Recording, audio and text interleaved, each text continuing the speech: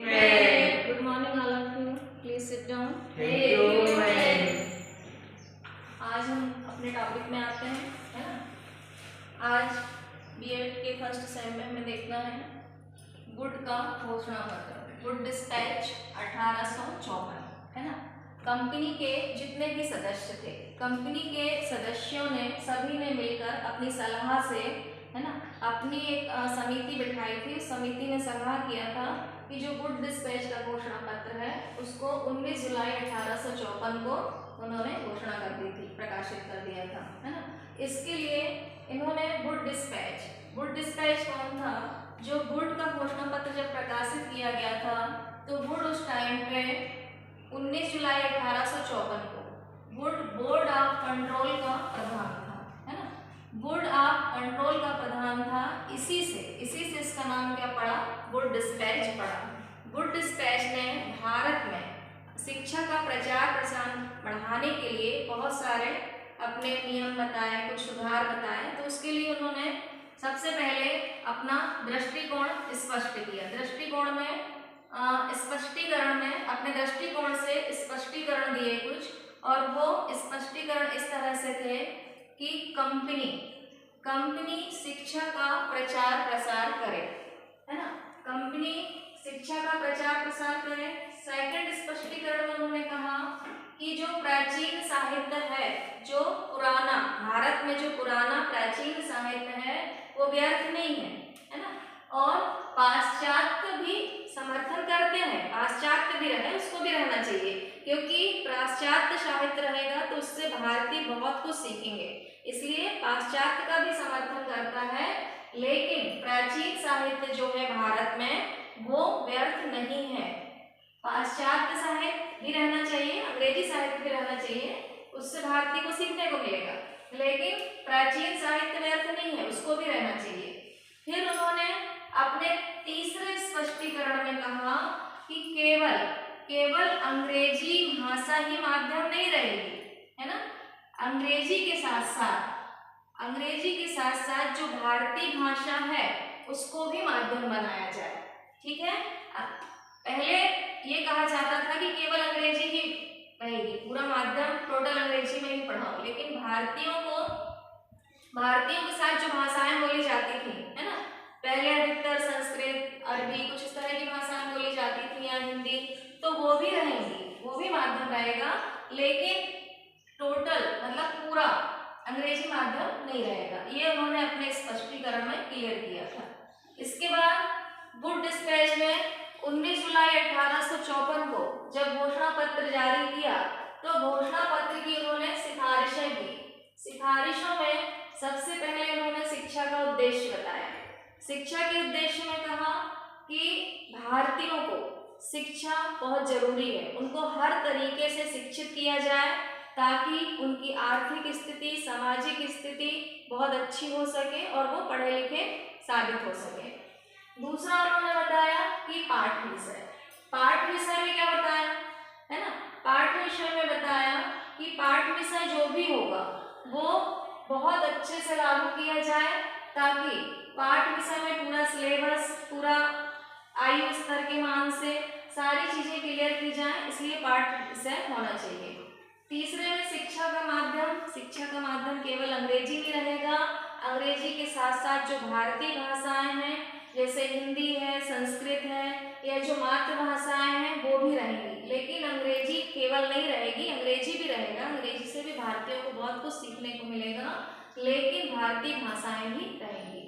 फिर उन्होंने कहा जन शिक्षा विभाग, तो जन शिक्षा विभाग में यदि अन्य विद्यालय स्कूल अन्य स्थानों में खोले गए हैं तो वहाँ प्रांत या राज्य में भी जहाँ जो स्कूल विद्यालय खोले गए हैं वहाँ पर भी एक जन शिक्षा विभाग होना चाहिए।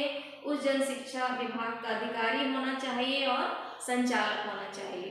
इसके बाद यहाँ पे विश्वविद्यालय, तो भारत में विश्वविद्यालय भी होना चाहिए, यूनिवर्सिटी का निर्माण होना चाहिए, और उसके बाद यूनिवर्सिटी ही जितने भी कॉलेज हैं उनको मान्यता देगी कि किन किन कॉलेजों को कैसे मान्यता प्राप्त करना है।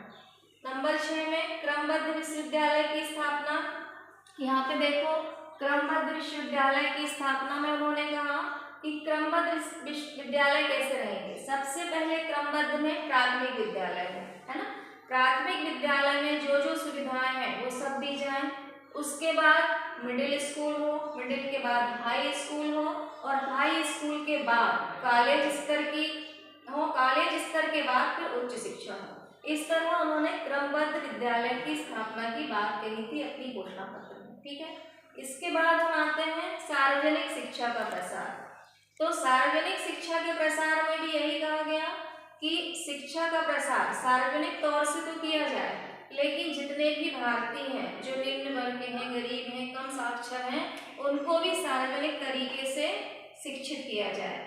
यहाँ पे सहायक अनुदान, तो सहायक अनुदान में भारतीय इतने शिक्षित नहीं थे उस टाइम में, तो उन्होंने बोला कि सहायक अनुदान कैसे करेंगे, जो धनी वर्ग है ना, अमीर तबके के व्यक्ति हैं और जो व्यापारी व्यक्ति हैं, उनसे अनुदान राशि लेकर विद्यालय महाविद्यालय खोला जाए, और उसके साथ साथ फिर जो सरकार भी है वो भी कुछ राशि देगी ताकि विद्यालय महाविद्यालय की स्थापना हो सके। इसके बाद शिक्षकों को प्रशिक्षण, शिक्षकों अध्यापकों को प्रशिक्षण में किया जाए, उनको प्रशिक्षित किया जाए। जैसे बहुत से शिक्षक उस टाइम पे पढ़ाते थे तो एकदम सिस्टमेटिक व्यवस्था के अनुसार नहीं पढ़ाते थे, तो उन्होंने कहा कि शिक्षकों को प्रशिक्षित किया जाए, उनको पहले प्रशिक्षण दिया जाए, उसके बाद शिक्षक बनाया जाए। फिर व्यावसायिक शिक्षा, तो जो बेरोजगार हैं उनको ऐसी शिक्षा दी जाए कि शिक्षा के बाद वो अन्य रोजगार से भी लग सकें। यहाँ पे स्त्री शिक्षा, महिलाओं को भी शिक्षा प्रदान की जाए। जो लड़कियां महिलाएं आगे पढ़ना चाहती हैं, उनकी स्त्री शिक्षा में सुधार करते हुए उनको भी पढ़ने का मौका मिलना चाहिए।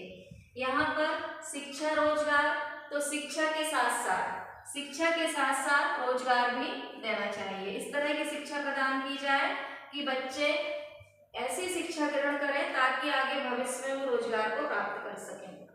यहाँ पुस्तकों का प्रकाशन, तो प्राचीन भाषाओं में पुस्तकों का प्रकाशन, जो प्राचीन भाषा है, पुरानी भाषा है, उसमें नई नई पुस्तकों का प्रकाशन किया जाए, और इसके साथ साथ जो नई अंग्रेजी पाश्चात्य भाषा है उसका भी प्रकाशन भारतीय भाषाओं में किया जाए।